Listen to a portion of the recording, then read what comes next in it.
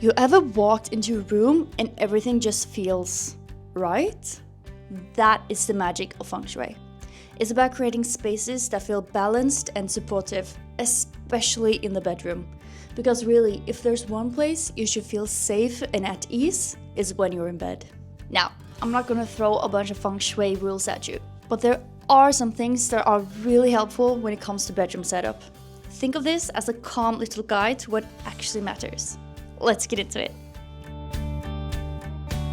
One of the most important things in Feng Shui, especially in the bedroom, is placing your bed in what's called a command position.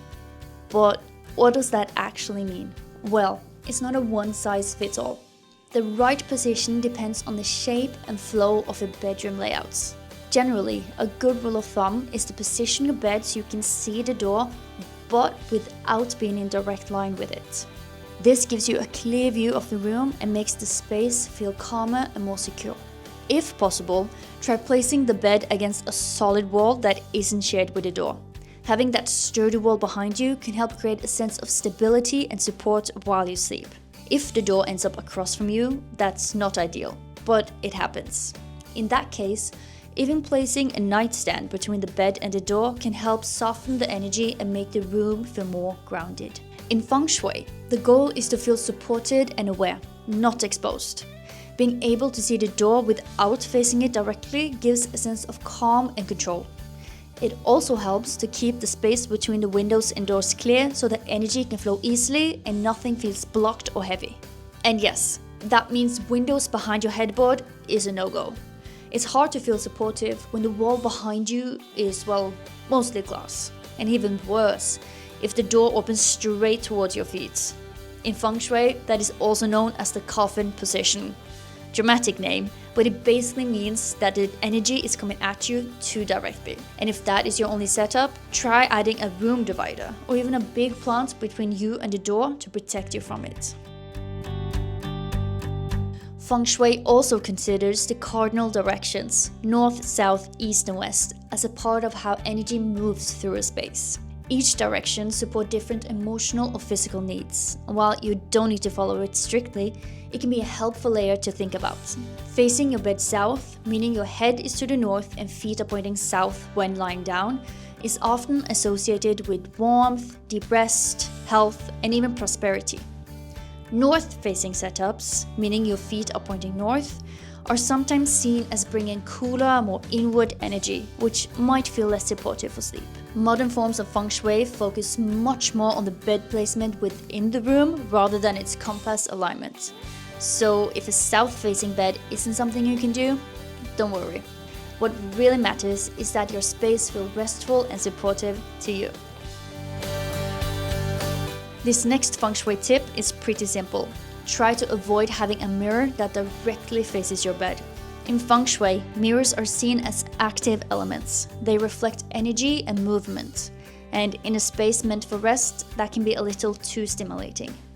Traditionally, people have associated mirrors from across the bed with unwanted energy or a symbolic third party in the room. But even without the symbolism, mirrors can reflect light, movement, and even your own reflection when you're half asleep, which can be a bit unsettling. If you love mirrors in a bedroom, just try to angle it so it reflects something calm, like a plant or a soft color palette.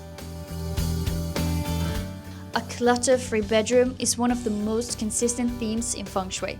It's not about being minimalistic or perfect. It's about creating a space that feels calm and clear. Traditionally, clutter is known to block energy, especially when it collects near where you sleep. That includes what's under your bed.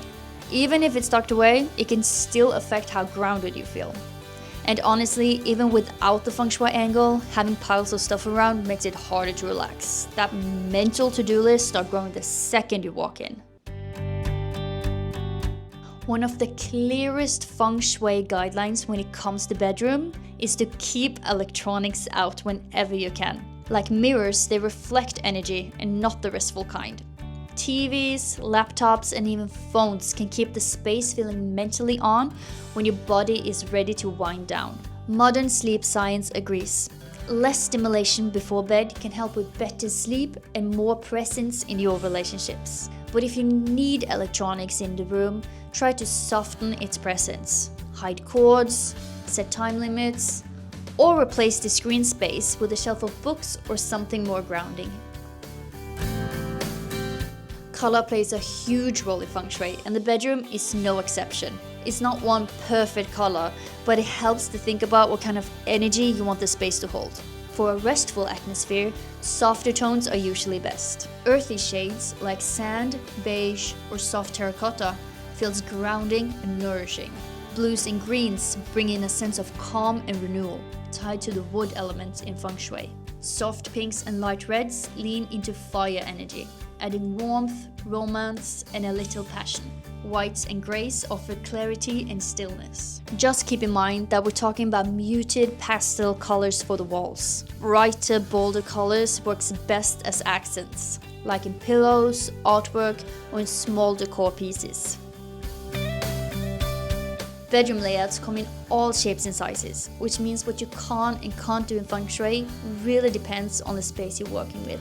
There's not one right answer, just what feels right for your room and your needs.